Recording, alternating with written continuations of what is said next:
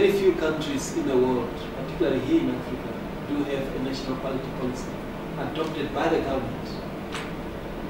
They usually just work haphazardly, but here in Namibia what we did was, before we started with establishing national standards bodies, metrology institutions, accreditation bodies, etc., we said, can we not have a national quality policy that will articulate the national quality infrastructure in Namibia, what it will consist of, and how it will function. Now, this national quality policy articulates the national quality infrastructure, that it is predicated on different pillars. One is called standardization. There must be accreditation.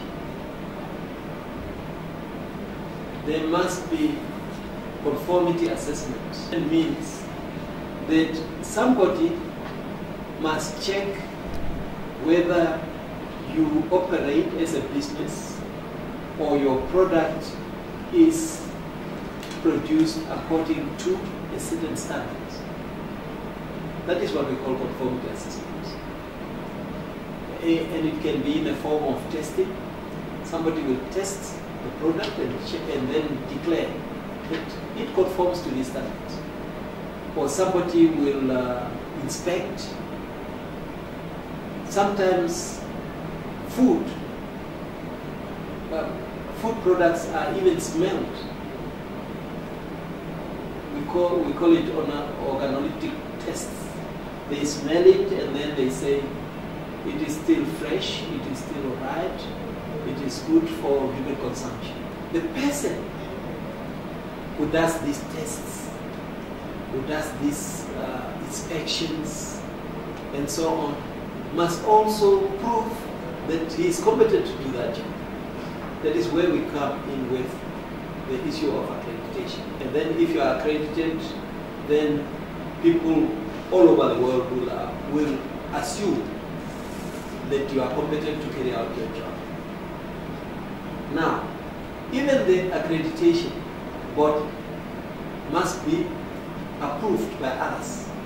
We cannot simply just be a Namibian as we are, because an accreditation body must be reviewed by their peers and they must sign memorandum of understanding on mutual recognition or arrangements, either as a testing body or accreditation for testing body or accreditation for inspection bodies. And it is only when you have got this different memorandum with international organizations that you can now be said to be an internationally recognized accreditation body. In SADC we have only two at the present moment who are internationally recognized. The first one is called the South African National Accreditation Service, which is our system, which is called SANAS. Many of our laboratories are accredited by that SANAS. And then for SADC countries who have no accreditation bodies, like Namibia, we have got SADCAS.